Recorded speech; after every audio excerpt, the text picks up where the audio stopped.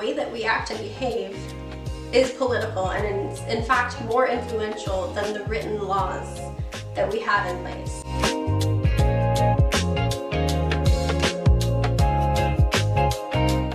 Hi, I'm Vera Lee. Welcome back to my channel. If you've been here before, if you're new here, welcome and thank you for watching. Thank you for joining me. If you haven't seen my previous videos, I've been talking about decentering men quite a bit. I've also talked about the importance of women's issues, of women needing to have options, even if they're in a relationship. Having agency and options is really important, so we talk a lot about that. Today's video is going to be a bit different, so if you've been here a while, let me know how you like this difference. What I'd like to talk with you about today, I'm going to do interview style, so you'll see me looking at my phone a bit. I have some prompts ready to go.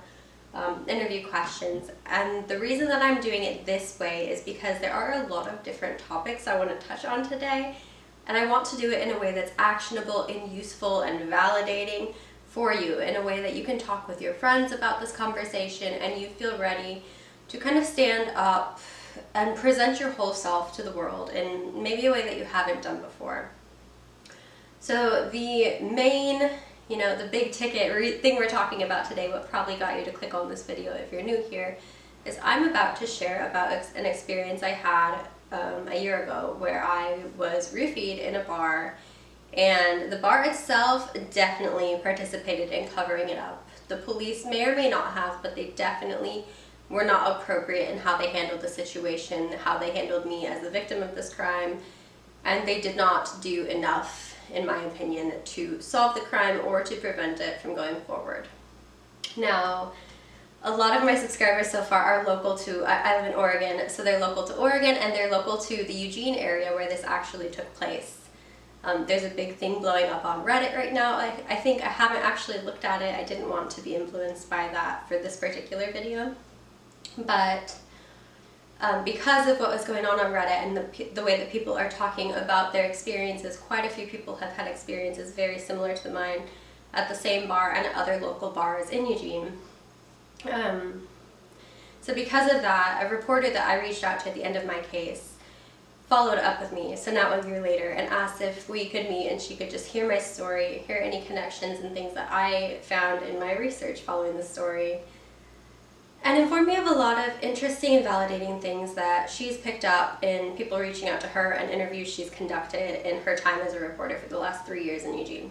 So I do want to say I am very mindful of the conversation of the police, all of that, and I came into this really not wanting to feed into that. I really wanted to have an open mind and believe that while I agree that there are very clear, very obvious systemic problems with police in this country, I really wanted to have faith that perhaps the Eugene Police Department and the people that I've interacted with directly are different. I really wanted to believe that. I was born in Oregon, but I wasn't raised in Oregon. I moved back here as an adult, and part of why I moved here is because of the social justice aspect of the state in particular, and the way that I've seen activism come out and the way I've seen people who speak out be treated. So I was really hoping for a different experience than what I had, and I'm really disappointed to have experienced it the way that I did. Yeah, I guess we'll go right into the questions at this point. And really just kind of stick with me, tag along. I am going to try to put in timestamps with each question. So if you are interested in a really specific part of this journey, this might be quite a long video, feel free to go look in the description down below. Also, if I mention any content or other people that create, other content creators, I will try to link them in the description. Or if I pop any screen shares up on the screen, which I'm still learning to do. I'm a bit new to YouTube if you're watching this in summer or fall of 2025. I'm very new, so I will link everything I can in the description. The timestamps with the questions should be in the description, and I think you can just click on the timestamp to skip right to that question in the video. So find what you need in here, and if you're watching this and you've gone through something similar, or you're helping someone through something similar and you need to talk about it, like I said, right now my accounts are pretty small and I do have the time and the energy. feel free to leave a comment or to find me on Instagram at Seaside Fairy Tale, and leave me a message. My DMs are open. I don't want you to feel like you're alone going through it. One thing you'll probably hear me say later is that I'm really glad that I had this happen to me at the time that it did happen, and not like even just a year later or a year earlier. I mean, because I didn't have the social structure or the community support that I would have needed to get through it, or the inner like agency and like grounded confidence in myself and who I am. Some of the things I experienced could have been really, really disturbing and rocked my whole world. And I have a big heart for people who are going through it with less resources or experience than I did. Or even if you didn't have less, it's just hard, and I get it. So before we go into anything, I just want you to know that I am here for you. I'm rooting for you. I'm not sharing this out of wanting my own stuff to be seen and heard and all of that. I'm sharing it out of anger and protection of the other people this is also happening to, of the fact that it happened to me when I was like 27, 28, in a place where most of the patrons in that place are college students who are probably removed from their families, who are stepping out into the world on their own for the first time. They have fewer resources, they don't have as much life experience, they still tend to, and I don't mean this to be belittling, but I just see that they tend to be just learning how to be an adult in the world, and we still trust the systems around us at that age a lot of the time. So this can be really shocking and hard, and I'm just angry that the way that it was handled for me and the way that it sounds like it's been handled for quite a few other people are all just patterns that will reinforce those women, those younger people having these experiences. It'll reinforce the way that they didn't speak up in the first place, or it'll make them wish they hadn't spoke up. It kind of just makes it, what am I trying to say? It reinforces the stigmas, and I am speaking up because I want to do the opposite of that. I want to help break the stigmas. I want us to be able to talk about this. I want people who have gone through it to be able to talk about it without feeling ashamed, without feeling like they're the problem, or without being ridiculed by the people who should be caring about them and helping them through it. So that's why I'm here. So I actually already filmed everything else you're about to see in this video. And I realized after the fact that I was having a really hard time telling my story. I didn't say what exactly happened to me in the way that I meant to. It turns out it's hard. It's hard to share. So I made myself a bit more comfortable, and I wanted to sit down and tell you what I experienced, what it was like when I got roofied, how it happened, what followed. Daisy, sit down. I am doing this with my animals out and around me because I do feel a bit tired. I'm kind of craving some connection, and it actually is more challenging than I expected, more emotionally draining than I expected to revisit and reopen all of this that happened a year ago. Can you not? Thank you. Okay. So here's the story. I'm going to try to go in order the best that I can, but memory is what it is, attention is what it is. So bear with me and try to listen in good faith, I guess. I think that's why it's hard to share, is because I would be poking holes at like what, you know, no, I'm not even going to get into that right now. But yeah, it's hard, it's vulnerable to share, and the reality of it is I'm a human, I'm a person. Listen accordingly, please. So I am not someone who goes out often. I don't enjoy bars. I don't drink very much, especially because I have cystic fibrosis. Anyway, at the end of September, about a year ago, I went out with my roommate and friend, and it was the first time I had gone out in months. And I went to a bar very near the college campus, and really known for its college student activities and things. We went on a Thursday night, pretty early in the night. And yeah, it was supposed to be line dancing with like a line dancing class, an event afterwards. I intended to have a drink or two during the night, and I wanted to learn a line dance and probably sit and observe most of the night was really my plan. I would say, I believe when we got there, and I still don't remember if I had a drink before the drink that was roofied or if that was my first drink. But either way, I think 15 minutes to half an hour after my friend and I were seated at this bar, a man approached us and asked if we'd like a drink. And we said, you know, we're not here for men, we're having a girls' night. And I said, but I would love a drink if you'd like to buy me one. So he did. He bought me a drink, and part of what makes this so hard to share is that I am usually very careful. I'm usually overly cautious. I'm really aware. In the grocery store, if someone follows me or gives me a weird look, I will ask the cashier to walk me out, or I will have somebody walk out with me to my car. I've done this many times to the point that my friends think I'm silly. I've had people roll their eyes at me over it, but I am very aware of my space and careful. And the fact that this happened to me the one time I wasn't on guard is part of what makes it so uncomfortable, part of what makes me feel ashamed. But, you know, I was there with this friend, and it was a girls' night. It was early, it was a weekday, it was a very like friendly, upbeat line dancing environment, and I felt safe. And I didn't watch as my drink was made. I didn't watch as it was brought to me. All things that I knew better than to do. But yeah, so that man bought me a drink, and I said thank you, and he went like back off over to his corner. He didn't bother us again throughout the night. And within about 15 minutes to half an hour after I had that drink, after I'd started sipping on that drink, my memory starts to go. And I am not someone who loses their memory. I've never, still to this day, like that is the only time I've ever experienced being blackout drunk. I've never really thrown up from drinking, and I threw up a lot that night. I only had 3, maybe 4 drinks in total throughout the evening, and I was completely blackout. Like, I don't remember most of the night. I have little bits and pieces of memory. I remember that man, about before I start getting spotty memory of that night, I remember that man got a phone call. He looked really concerned and like kind of angry, and he left really quickly.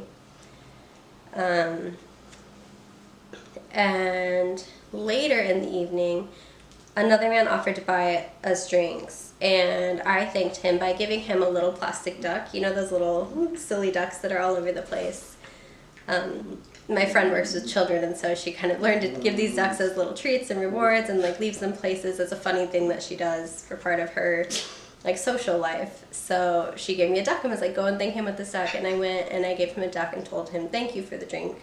I don't really remember all of this, so a lot of it is her telling me what was done. Yeah, and eventually I was like falling into my drink. I was really very obviously drunk, and she decided to take me home. And on the way home I threw up a lot. I don't remember any of it. Later there was an orange juice that apparently she stopped at a gas station and got for me, and I threw up in the orange juice. I have no memory of this at all. Yeah, and she left me with a friend, and they witnessed the most embarrassing night ever.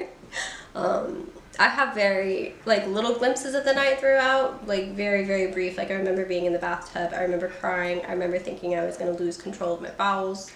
I have like little flashes of memories of people taking my clothes off. I don't remember people putting my clothes back on me or being washed. I remember that I was in the shower. I assume I got cleaned. I don't know how. Yeah, and then the next day, I was really, really calm. I'm usually a bit anxious, and I've had experience on psychiatric medications, and the way that I felt the next day, I didn't think about it at all. I was so calm. I didn't feel hungover. I felt just content, really at peace. I felt like I'd felt within the first or second days of taking like a really, really, really small dose of trazodone that was prescribed to me in the past, and I hadn't liked that. I felt like it made me too cloudy, too foggy. I don't know, I couldn't engage with life, I guess. So I really felt like that the next day, and I didn't think anything of it. I was grateful that I wasn't hungover. But yeah, I just felt really, really calm and content the whole day. And then the following day after that, I started to feel kind of odd. Like I recognized that something had been weird about that night that I'd gone out. And that evening, I was finally feeling like myself again. I had my normal like thinking, my thought processes on board. And I realized that I had probably been roofied. And I asked, I said that to my friend. She was also my roommate.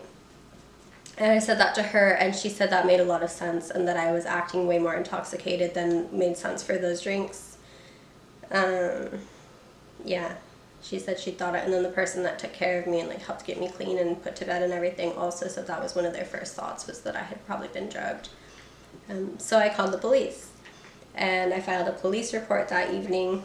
The officer asked me if I had gone in for like a toxicology screening, if I'd gone to the hospital at all. I told him I hadn't, because at this point it was about 60 hours after the fact. And I had looked up, like between calling the police and getting the call from the officer to actually make my report, I'd been looking up what happens when you get roofied, what it's like, and some of what I Googled. And again, this is from memory, so don't take it as fact, like do your own research if you need to. But what I found was that it's mostly out of your system within 48 to 72 hours. I had been hydrating like a lot, like really hard, because I knew that I drank a lot. Well, I knew that I drank the night before, so I was really going hard at the water and trying to make sure that I was hydrated. And I'd been peeing a lot, so I didn't expect at that point a toxicology screen to produce any proof that it had happened. The officer, when he called back and got my report, did advise me to go and get that screening, and I did go get it. Of course, it came back negative. It showed nothing. And while I was there, the nurses in the emergency room, I had two different people approach me and say, you know, like they wanted to make sure that I wasn't assaulted or anything sexually, or any further incident happened. They were making sure I was okay. And they told me, and you could just tell that they were like burning and angry at the injustice of it. They told me that this is a common thing and that it's really frustrating, because when you are drugged like that, you don't actually connect the dots that anything is wrong until it's out of your system. It's like the perfect crime, because by the time you think it's been done to you, the evidence of it having been done is already gone from your body. So that was disturbing. And I remember when I tried to explain that to the officer, he just kind of like dismissed and acted like it was uninteresting to him, which I don't necessarily need to read into that, but as the victim of a crime, it did feel like in my first conversation with the officer, I felt like I trusted him. I felt like, okay, he's taking this seriously. He treated me with respect and dignity. Phew, like you don't know how they're gonna take these things. And he actually called back while I was in the emergency room to follow up. He told me he reviewed the footage from the time that I was at the bar. But what he actually did was reviewed after about 15 to 30 minutes in. From there, so basically from when I start losing my memory until the end of the night. He did not view the footage from the first 15 to 30 minutes that I was there when I told him it actually happened. So after that point, I didn't hear from him again. I want to say for over a week. I left him at least one voicemail. I believe I left him two. He tells me that there was only one voicemail that he could see. So he at least had one voicemail from me. I didn't hear back from him. At first, I assumed, he's doing an investigation and he's probably busy. Maybe he had his weekend. I tried to give it grace. But after a while, it started to feel pretty concerning that I wasn't hearing back. I reached out to the bar, and the first time I reached out to the bar, a woman answered and told me she saw it on tape. Hazel, no. Guys, no, no, no. Hazel. Girl, come on. So the woman told me that she had seen it. She was an employee at the bar. I never got her name. I wasn't able to actually connect with her at any point. They said that they were going to call the officer back to re-review the footage and see the part where the man was actually seen putting the drug in my drink. Like they caught it on camera. I never heard from her again. I called the officer again, didn't get to hear back from him. And eventually I reached back out to the bar and to the officer. Still didn't hear anything. The officer did not take my call. The bar let me know that they got all the footage they could to the officer, and that was it. They were very dismissive and closed at this point, where prior to that they had been pretty friendly and happy to talk to me. When I did finally hear back from the officer, he told me he went back to review the footage and that the 3 minutes of when my drink was made and handed to me were missing. And I made a comment that that was very convenient, and he kind of like did a chuckle like, yeah, that's really suspicious and convenient. We have our tech guys or forensic guys working on it, and we're gonna try to get it. He made it sound like it was encrypted and he wasn't able to access it. When I looked at the actual police report yesterday in preparation for my meeting today with the reporter, I found that he actually wrote that the tape had been deleted. He didn't say it was encrypted, just that those 3 minutes were deleted, and that the bar said that was due to their system being overloaded with information and occasionally it loses bits of recording. How it managed to have the entire rest of the time I was there and not the 3 minutes when I was drugged is really suspicious. So at this point I'm starting to think, okay, like I didn't want to be overreactive. I didn't want to see what I wanted to see, you know, but it's starting to really look like there's a conspiracy here. Somebody's covering for somebody. I don't know if the officer's in on it or not, but I do remember that when I spoke with him when I was in the ER, he made a comment about the duck that I'd handed the other man. He said, we didn't see anybody put anything in any of your drinks, but I did see you hand someone a drug. I saw you hand someone pills. And in his report, he said I handed someone something the size of a Tic Tac. He also said in the report that I insisted it was plastic. And just the way it was put in there, it was like, I don't know, maybe it's reading too much into it, but at this point it's like there's so much to read too much into that it's just all very convenient, and it did feel like more of like an eye roll. There were also a few things where he kind of put things in his report in quotes, like he said that I sipped my drink for 15 minutes. I don't know why that needed to be in quotes. Yes, can I help you? Sit down. So that's how all of it went. In the end, I did end up, I reached out to a friend while I was not hearing back from the officer for that over a week period, and when it sounded like the tape had been compromised in some way and I wasn't able to get a hold of the woman at the bar, I reached out to a person I had spoken with in Eugene Police Department a year prior, just asking about basic safety tips for women in the area because I didn't feel particularly safe where I was living. In the downtown area, there was a lot of crime, and I just wanted basic tips to help keep myself and my friends safe and just know the lay of the land, especially since most of us were not from the area. I reached out to her and kind of told her what was going on. Told her, I'm not trying to like sound the alarm here, but I do think that my case is not being handled properly. What do I do from here? And she gave me the information to report my case and the officer associated with it to a third-party team that investigates the police department and cases like mine. So I did that, and I ended up receiving a call, I want to say a week later, but I could be wrong on the timeline. It might have been quite a bit later, actually, because it happened at the end of September, and I think that I finally had given up and had my last conversation with the officer around November 5th. So it was really drawn out. But I eventually did receive a call from the supervisor of the officer on my case, who wanted to kind of hear the story, had read over the report, had kind of spoken with the third party from what I understand, and had seen that it did look inappropriate. The amount of times that I had tried to reach out to the officer and the length of time between interactions with him. He did say that it looked like the officer was going through all of the steps that he should and making the follow-up calls that he should, but that it did make sense that I was upset by the contact that he had failed to have with me, basically. Again, I made it clear at that point, I was like, I'm not trying to come for this police department. I would love for the fuck the police narrative to not be true. I would love for it to be true that this is a community where the police protect the community.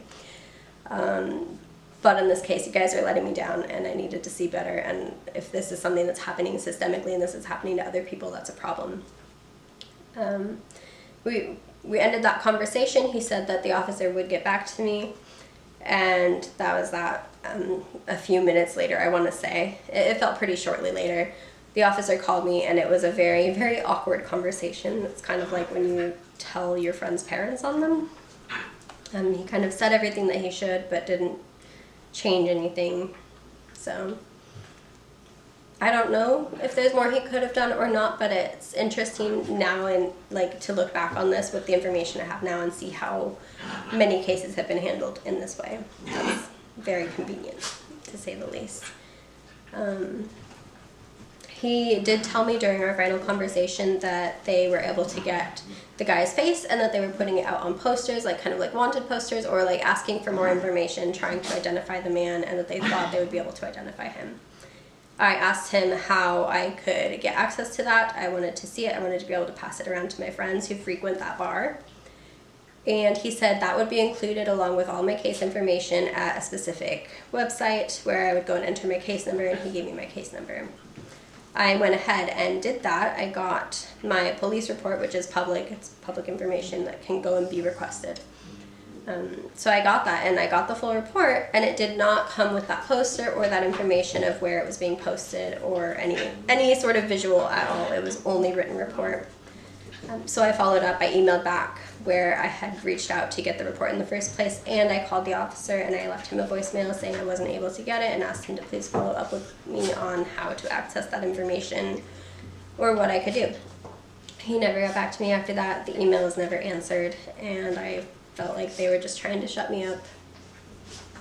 And it'd been several months at this point, and that was kind of it. I reached out to local papers and news outlets with my story, being really clear on the fact of like, it's not that I'm just angry that this happened to me, it's that this is happening frequently. Like, this was so methodical when you look at it, at how it was done. It was truly the perfect crime, and to find out that it was happening to other women all along, which is exactly why I wanted to get my story out there, is just to make sure that people knew. I heard ads for this bar every weekend.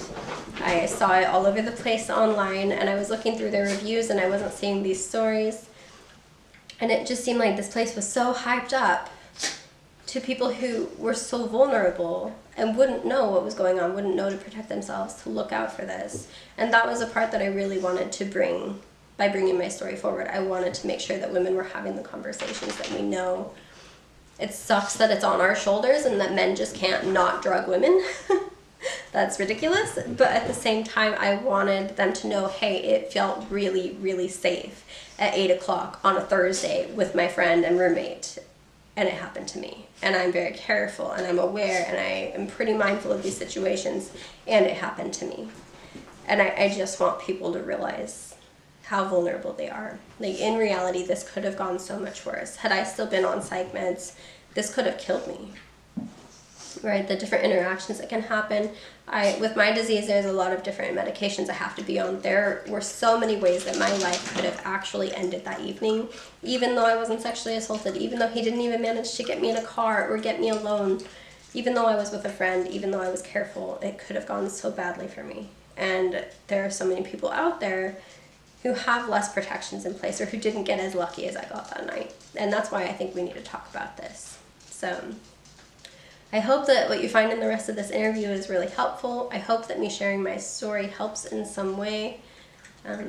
If this has happened to you and this is relevant to you because it's personal, I'm so sorry. And I hope you know that I believe you.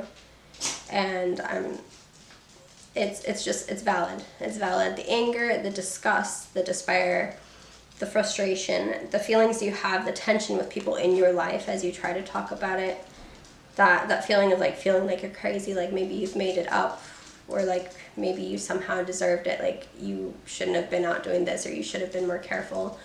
I just want to hear that for you. I hear it, and you're not alone in it. And the things that you're thinking you didn't do right, or that you should have done differently, even if that's true, you did not deserve for this to happen to you. Nobody does. And it is assault. To put drugs in someone's body without their consent is assault. You are not overreacting. And I think it's great if you want to get loud about it, if you want to make a case, if you want to be persistent and try to get people to listen and to look and to see this happening. I think that's really, really brave, and it's important, and I think it does help. And if you feel like you can't, and you feel scared or tired, and you don't feel like you can do those things, I want you to know that's real too. It is hard. It can be kind of like ostracizing. I don't know if that's the word. It can kind of put you on the outs with your loved ones. It can create problems at work. It can make it uncomfortable in the community. And that's all real and it's valid, and the way that you choose to handle this situation that you didn't deserve or choose to be put into is up to you. Okay, so first question, we're going to just give a little bit of context to this whole conversation. I'm actually going to do it in two parts here. So the first two questions. 1, what does decentering men mean to you, and why is this message particularly important for women to hear?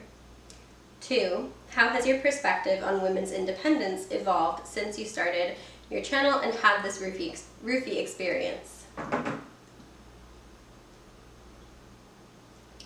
So to me, decentering men and women's independence are the same thing. I don't think that decentering men means we hate men. It doesn't mean that we're going to go shit on them every chance that we get. It doesn't necessarily mean that men are bad and evil and blah, blah, blah. Decentering men to me is about a woman's agency, about the way that we look at and interact with women in the world, and the way that we treat ourselves, the expectations we have for ourselves, and the level of compassion that we handle situations with, again, for ourselves. So decentering men doesn't mean you don't have any men in your life. It doesn't even necessarily mean that a woman is not in a relationship with a man. You can be in a relationship with a man and still have men decentered.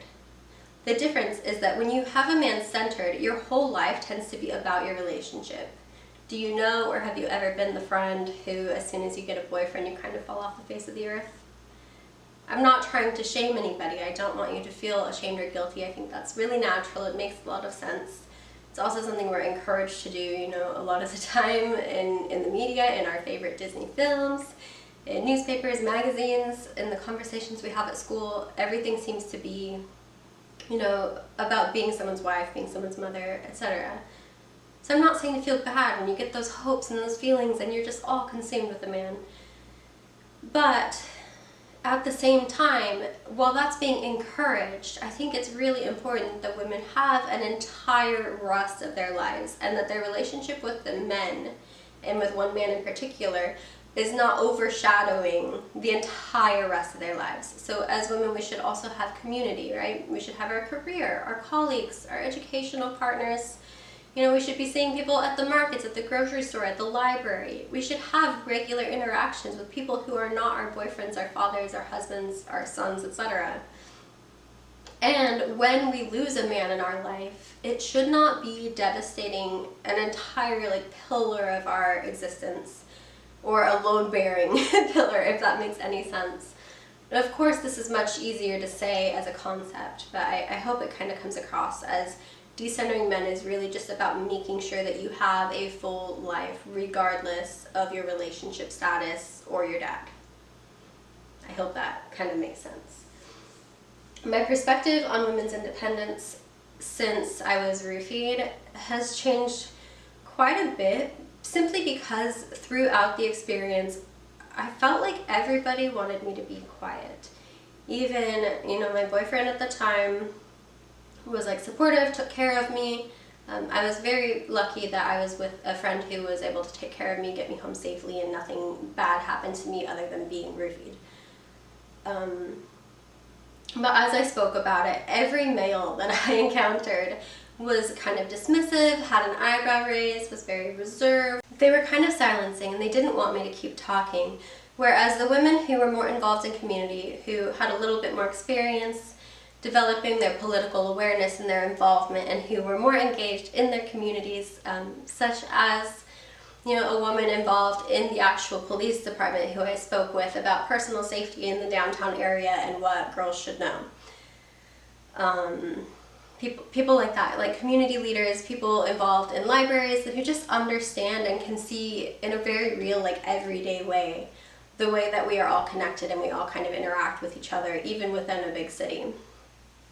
They were very encouraging of speaking out. They were more empathetic, and they knew better how to handle a situation where there was some trauma, where there was a victim speaking up, and it could be really uncomfortable and hard to hold space for. So this whole experience has made me feel a lot more engaged and driven when it comes to community, and it's also made me feel more comfortable being discerning about who I share and what I share, you know, what topics I talk about, where I talk about it. In some ways I've become more outspoken, and in other ways I've kind of become more reserved, and I've learned to simply like step back and observe for a bit longer before making decisions about people around me and what I want to share with them. So yeah. Another topic I speak a lot about is politics being personal. So I grew up in Idaho, and my family tended to be very nice, but not necessarily kind is how I describe it now. Let me actually get to the question first and then I'll continue. So the question here is, you mentioned that politics isn't just what happens in Washington. Can you break that down for viewers who might think that politics don't affect their daily life? What are some concrete examples of how political decisions show up in our everyday experiences, and what would you say to someone who says they don't want to get political? So my family, the way it goes back, my great-grandparents grew up, or at least lived in the South. I think they grew up in the South. And my grandparents were raised in that environment. My mom was very young when she had me and was kind of ostracized from the family. So I don't know my family super well, but a lot of their mannerisms and values were still passed down to me in a weird sort of way. What I learned, and kind of my family culture, I guess I would say, is to be very nice. However, I've since learned that being nice and being kind are very different things. Being nice is like polite, it's pleasant, it doesn't rock the boat. Being kind can rock the boat. Being kind is kind of like the same concept of love being a verb. Being kind can mean setting boundaries, whereas being nice can mean kind of being a doormat just to not have confrontation and be seen as rude. And if you're not quite picking up what I'm trying to put down there, so having boundaries is actually kind because it allows you to continue a relationship with somebody rather than kind of discarding them or refusing to even engage in a conversation with them. Being nice, you sort of take someone else's autonomy and decisions out of a situation. If you avoid the conflict, you never tell them anything is wrong, but you're silently kind of judging and pulling back, and you're slowly discarding them as a person, and in your head you might even be painting them out as a villain just to make yourself feel more righteous and more comfortable and like you're doing the right thing by not engaging. Another example would be, you know, standing up for people. If somebody is being made fun of in a school, like even such a small example, the nice thing to do might be to assume you don't know both sides of the story and to give the bully the benefit of the doubt. That might be very nice. You could nicely kind of distract, whatever. The kind thing to do could be different, but for me, I think the kind thing in that situation would be to maybe interrupt politely and kind of diffuse the situation, and then to engage with the person who was the victim of the bullying and to ask them, you know, are you okay? How are you doing? And to follow up and genuinely listen and care about the experience they're having. I think that kindness is much more action-based, whereas niceness is kind of, I don't know, it's just making things really palatable. Yeah, what was the question?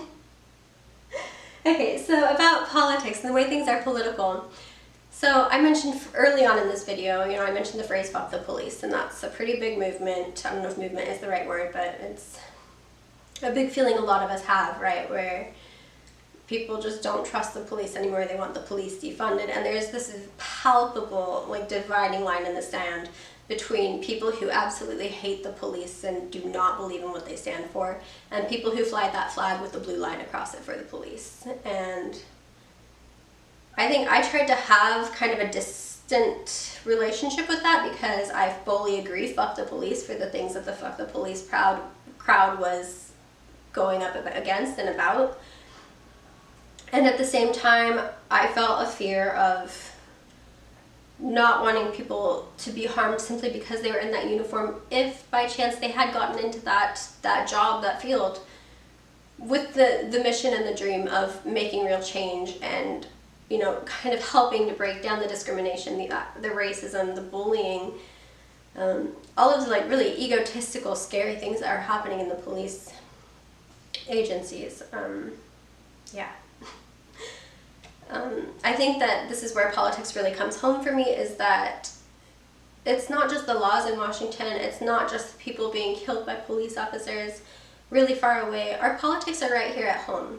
I feel the politics around me when I go for a drive. The other day, I've just moved towns, and the other day a police officer pulled up next to me at a light, and it kind of crossed my mind like, oh, I don't know how I feel about the police in this town.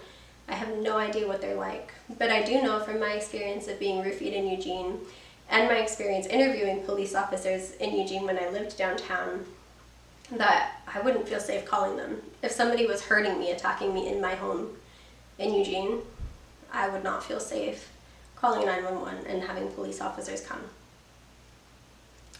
And that's really upsetting. I don't know about in this town, but the fact that I have to wonder and ask that question, and I realize I'm extremely privileged in that I am a very straight Christian presenting white woman. So I mean, I feel like I should feel fairly safe, even in the reality of what we see. And like, that's not okay. I'm not saying it's okay that other people wouldn't, where I might and where I would expect to feel safe. But it has definitely brought that whole conversation really close to home for me. The fact that if somebody were to break down my door, I don't know if calling 911 would be the helpful answer. If I were roofied in a bar in Eugene, I already know that calling 911 and filing a police report is not the helpful answer. It wasn't for me. And in fact, it might even lead to direct evidence of what happened to me being erased and completely removed from the record, which is what happened to me. So, yeah, I don't know. Politics are at home. I think that politics show up in the way that we treat our neighbors, and whether we feel safe walking down the street we live on or not, and whether we are able to go to parks and experience nature, in how we're treated medically, if we get the medication that we need, and in the ways that we interact with one another. One thing I've learned from this experience is that it's really important to be able to talk with your neighbors, to be able to talk to someone at the grocery store, or at a bar, at a restaurant, at a coffee shop.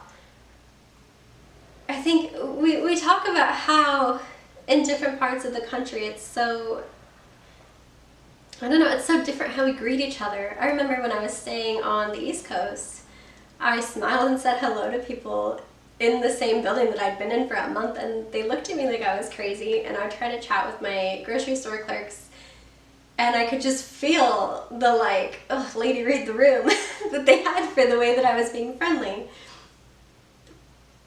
But there's something so special to me and so important to me about being able to have conversations where we acknowledge that the person providing a service, whether it's scanning our groceries or taking our drink order or making our breakfast or even just like helping us at a car wash, like whatever it is, it's so important to recognize that those are human beings too. It really changes the way that a community interacts, I think. We have these social agreements. You know, I'm not going to break into your car. You're not going to rape me on the street. Those are social agreements that we have, and it's political. And as much as it is like written in our laws, it's not legal. It's also a matter of whether we do it anyway or not.